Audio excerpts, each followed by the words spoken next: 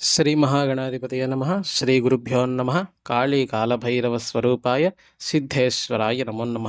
నా వీడియోలు చూస్తూ అభిమానిస్తూ నన్ను ఆదరిస్తున్న వారందరికీ కూడా పేరు పేరున ధన్యవాదాలు. ఇకపోతే మీ అందరికీ ఒక చిన్న విన్నపం. ఎవరూ కూడా మీ యొక్క పర్సనల్ విషయాలు ఏవి కూడా నాతో చెప్పకండి. అలాగే నా పర్సనల్ విషయాలు ఏవి కూడా మీరు అడగకండి. ఎందుకంటే ఫ్రెండ్లీగా మూవ్ అవటం అనే విషయం ముందు సరదాగా బాగానే ఉన్నప్పటికీ తర్వాత అపార్థాలు తీసుకునేటువంటి పరిస్థితి ఏర్పడటం కొన్ని కొన్ని విషయాల్లో సహజంగా జరిగిపోతూ ఉంటుంది. అది విషయం. కాబట్టి ఎవరు కూడా మీ విషయాలు నాతో చర్చించకండి. నా విషయాలు అడగకండి. ఇకపోతే మంత్ర సాధనకు సంబంధించిన విషయాలు అవి కూడా నాకు తెలిసినంత వరకు కూడా నా అనుభవపూర్వకంగా జరిగినవన్నీ కూడా మీకు తెలియజేసే ప్రయత్నం చేస్తాను. ఎందుకంటే నేనేది గొప్ప పెద్ద సాధకుడినైతే కాదు. నేను సర్వసామాన్యమైన సాధకుడిని. అది కూడా గురుదేవుల అనుగ్రహంతోనే నేను సాధకుడిగా మారే పరిస్థితి ఏర్పడింది. అన్నీ నాకు తెలియాలన్న రూల్ ఏమీ కూడా లేదు. ఎందుకంటే నేను సామాన్య సాధకుడినే కాబట్టి. మీరు అడిగే ప్రతి ప్రశ్నకి సమాధానం నా దగ్గర ఉంటుందనుకోవటం అది చాలా చాలా అతిశయోక్తి అనే భావించవచ్చు. ఎందుకంటే నేను చెప్పాను కదా, సామాన్యమైన సాధకుడిని మాత్రమే. నాకు తెలిసిన విషయాలన్నీ కూడా ఏ సందేహం లేకుండా మీతో చెప్పగలను. తెలియని విషయాలకు కూడా నేను సమాధానం చెప్పాలంటే అయితే అబద్ధమన్నా చెప్పాలి, లేదా గొప్పకు పోయి ఈ ఏదో పిచ్చి విషయాలైనా మీతో చర్చించాలి. కాబట్టి అవి రెండూ నాకు అవసరం లేదు. నేను ఒక్క మాట మాట్లాడినా అది నిజం మాట్లాడటానికే నేను చాలా ఇష్టపడతాను.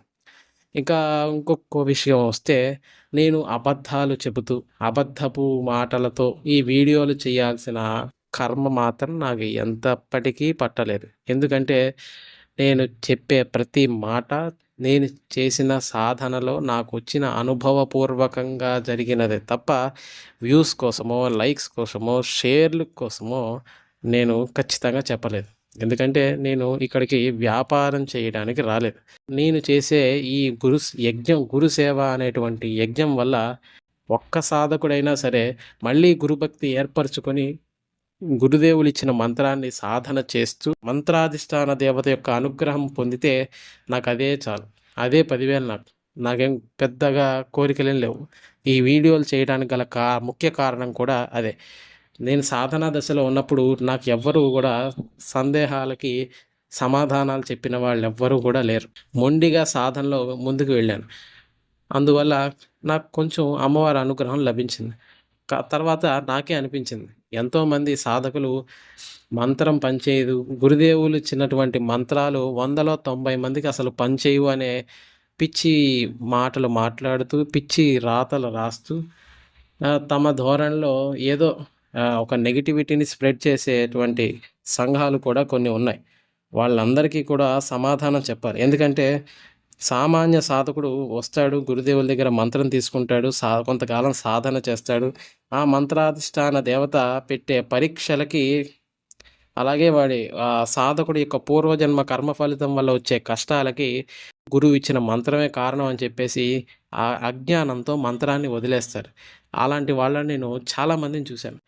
వాళ్ళలో ఏ ఒక్కరైనా సరే నేను చెప్పే మాటలు విని, లేదా నేను నా అనుభవాలు వాళ్ళు విని ఒక్కరైనా సరే గురుదేవుల మీద మళ్ళీ భక్తిపూర్వకంగా నమస్కారం చేసుకుని గురుదేవులు ఇచ్చినటువంటి మంత్రాన్ని సాధన చేసి మంత్రాధిష్టాన దేవత యొక్క అనుగ్రహం పొందితే నాకు అంతకు మించిన గొప్ప విషయం ఏదీ ఉండదు. కాబట్టి అందరూ కూడా ఈ యొక్క విషయాలు కూడా అర్థం చేసుకోగలరని ప్రయత్నిస్తున్నాను. ఇకపోతే ఇన్ని రోజులు నేను వీడియోలు చేయకపోవడానికి గల కారణం కొంత అనారోగ్య సమస్యలు, అలాగే సమయం చిక్కకపోవటం, ఇలాంటి కార్యక్రమాలన్నీ కూడా ఇటువంటివి వాటిలో నేను ఇరుక్కుపోయాను.